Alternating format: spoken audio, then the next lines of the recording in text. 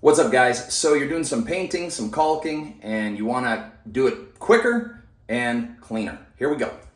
So there's a lot of times when you're putting a bead of caulk in an area like this. So you come along with your caulk gun, put your bead down, then you come along with your finger, boom, now you got messy hands. Okay, so what I want you to do is definitely don't wash your hands every single time. That'd be a ton of work. Also, don't just wipe your hands with paper towels or dry rags. What I want you to do is have a rag that's your designated rag for caulking, and you're gonna get it wet and squeeze about half the moisture out of it. When you go with that hand that's covered in caulk, you're gonna wipe it in that rag, it'll come right off and you'll be right back to work almost instantly. Have another one of these wet rags specifically for your brushes.